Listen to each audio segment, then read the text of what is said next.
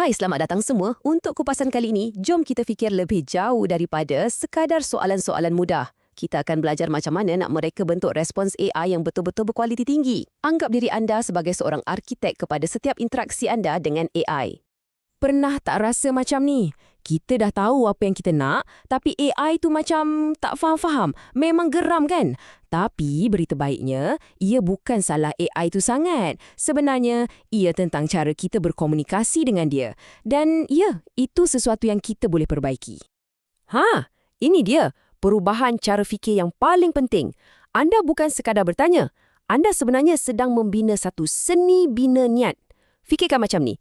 Setiap arahan atau prompt yang mantap tu ibarat sebuah pelan tindakan yang memandu cara AI tu berfikir. Okey, ini dia perjalanan kita untuk kupasan kali ini. Kita akan mulakan dengan seni bertanya. Lepas tu, kita selam 4 tonggak utama. Kita tetapkan peraturan sistem, kita intai sikit kawalan tahap pro, belajar daripada kesilapan orang lain, dan akhir sekali, kita bina plan tindakan perkongsian AI anda sendiri. Baiklah, jom kita mula. Perkara pertama yang kita kena faham, kualiti hasil yang kita dapat bergantung sepenuhnya pada kualiti arahan yang kita bagi. Semuanya bermula dengan cara kita bertanya. Cuba kita tengok perbandingan ni. Sebelah kiri, arahannya sangat umum. Ceritakan tentang panel solar. Hasilnya, entah apa-apa je lah jawapan umum yang kita dapat. Tak berapa membantu pun. Tapi, tengok yang sebelah kanan, arahannya jelas. Dia bagi tugasan untuk siapa, audiens, dan dalam konteks apa. Hasilnya, jawapan yang jauh lebih berguna dan tepat pada sasaran. Inilah bezanya antara permintaan yang kabur dengan permintaan yang bernilai. Jadi, macam mana kita nak hasilkan arahan yang jelas macam ni setiap kali? Senang je. Kita guna rangka kerja PTKK. Ia singkatan untuk peranan, tugasan, konteks dan kekangan. Jom kita bedah siasat 4 tonggak asas ni satu persatu. Tonggak yang pertama ialah peranan. Dengan bagi AI satu persona, contohnya anda seorang arkitek perisian kanan atau anda seorang penganalisis dasar yang teliti, kita seolah-olah dah siapkan dia untuk jawab dengan kepakaran, nada dan gaya yang betul. Ia macam kita pilih pakar yang paling sesuai untuk kerja tu. Yang menariknya pasal peranan ni, ia boleh ubah fokus AI tu 100%. Tengok jadual ni. Kalau kita suruh AI jadi ketua pegawai pemasaran, dia akan fokus pada suara jenama. Kalau kita suruh dia jadi ketua pegawai teknologi, dia akan fokus pada seni bina dan keselamatan. Peranan berbeza, hasil pun sangat berbeza. Dan yang paling penting, lebih relevan. Seterusnya, tonggak kedua. Tugasan. Perkara paling penting kat sini ialah kita kena guna kata kerja tindakan yang spesifik. Janganlah suruh AI tengok sesuatu. Sebaliknya, guna arahan macam ringkaskan, analisis atau tulis semula. Bila tugasan kita jelas, barulah AI tu tak bagi jawapan yang umum dan tak membantu.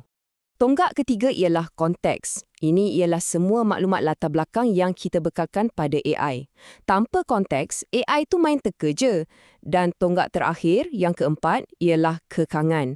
Ini pula peraturan yang kita tetapkan untuk jawapan dia. Contohnya, format senarai, had patah perkataan atau gaya penulisan tertentu.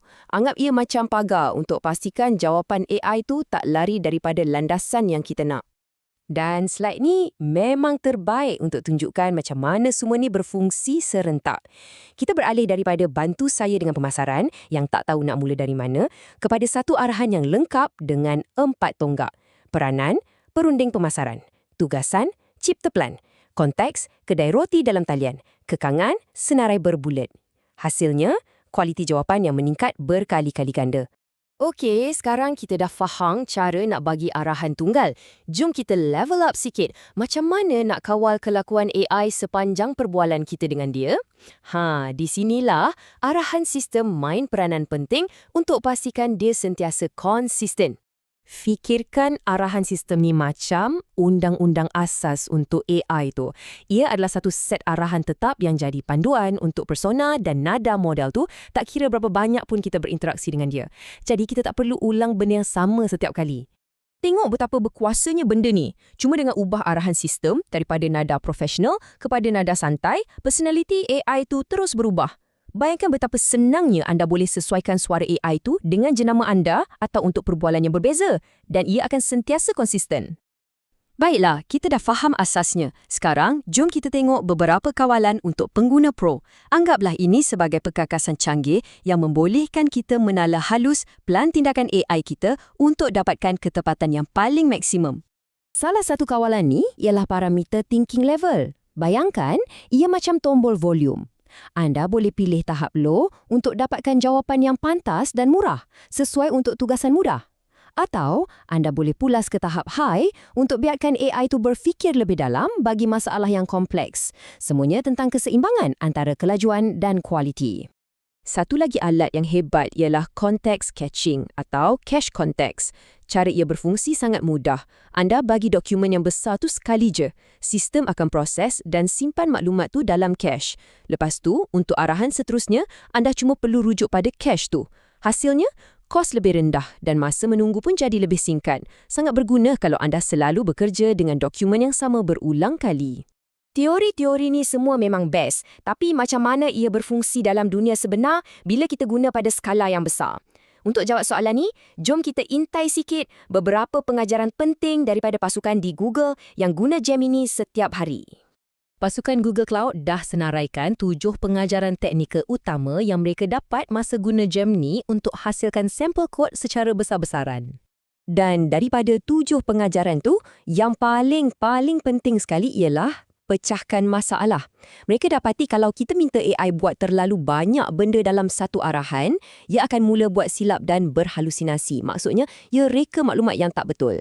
Sebaliknya, bila tugas besar dipecahkan kepada bahagian-bahagian kecil, tahap ketepatannya meningkat dengan mendadak. Petikan ni memang merumuskan segalanya. Kalau kod itu tak berfungsi, ia tak boleh diterbitkan. Ini menekankan betapa pentingnya untuk kita sentiasa menguji dan guna amalan kejuruteraan yang betul pada apa-apa sahaja yang dihasilkan oleh AI. Kita boleh percaya, tapi kita juga perlu sahkan. Jadi, kita dah lalui satu perjalanan yang jauh kan? Daripada sekadar bertanya soalan mudah hinggalah kepada mereka bentuk interaksi AI yang canggih. Ini bukan lagi soal memberi arahan, ia tentang membina satu perkongsian. Jadi, inilah pelan tindakan untuk anda. Ingat, setiap arahan adalah satu reka bentuk. Guna 4 tonggak, peranan, tugasan, konteks dan kekangan untuk membina arahan yang jelas. Gunakan arahan sistem untuk pastikan ia konsisten dan bila berdepan dengan tugasan yang besar, sentiasa pecahkan ia kepada bahagian yang lebih kecil dan mudah diurus. Jadi persoalannya sekarang bukanlah apa yang AI boleh buat, tapi apa yang anda boleh bimbing AI untuk lakukan. Arahan anda adalah pelan tindakan anda. Jadi apa agaknya yang akan anda reka bentuk selepas ini?